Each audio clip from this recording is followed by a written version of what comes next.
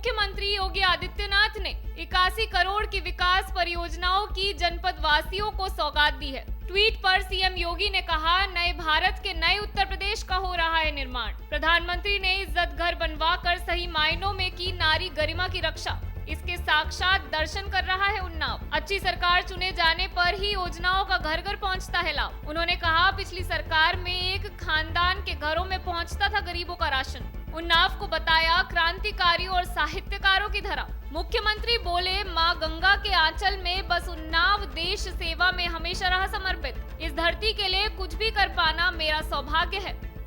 उत्तर प्रदेश के मुख्यमंत्री योगी आदित्यनाथ ने 81 करोड़ की विकास परियोजनाओं की जनपद वासियों को सौगात दी है। ट्वीट पर सीएम योगी ने कहा, नए भारत के नए उत्तर प्रदेश का हो रहा है निर्माण। प्रधानमंत्री ने इज्जत घर बनवाकर सही मायनों में की नारी गरिमा की रक्षा। इसके साक्षात दर्शन कर रहा है उन्नाव। अच्छी सरकार चुने जाने पर ही योजनाओं का घर घर पहुंचता है लाभ। उन्होंने कहा, पिछली सरकार में एक खानदान के घरों में पहुंचता था गरीबों का राशन। उन्नाव को बताया क्रांतिकारियों और साहित्यकारों की धरा। मुख्यमंत्री बोले, मां गंगा के आंचल में बस उन्नाव देश सेवा में हमेशा रहा समर्पित। इस धरती के लिए कुछ भी कर पाना मेरा सौभाग्य है।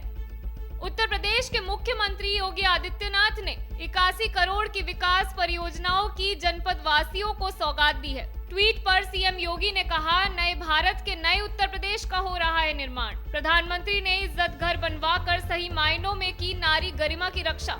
इसके साक्षात दर्शन कर रहा है उन्नाव। अच्छी सरकार चुने जाने पर ही योजनाओं का घर घर पहुंचता है लाभ। उन्होंने कहा, पिछली सरकार में एक खानदान के घरों में पहुंचता था गरीबों का राशन। उन्नाव को बताया क्रांतिकारियों और साहित्यकारों की धरा। मुख्यमंत्री बोले, मां गंगा के आंचल में बस उन्नाव देश सेवा में हमेशा रहा समर्पित। इस धरती के लिए कुछ भी कर पाना मेरा सौभाग्य है।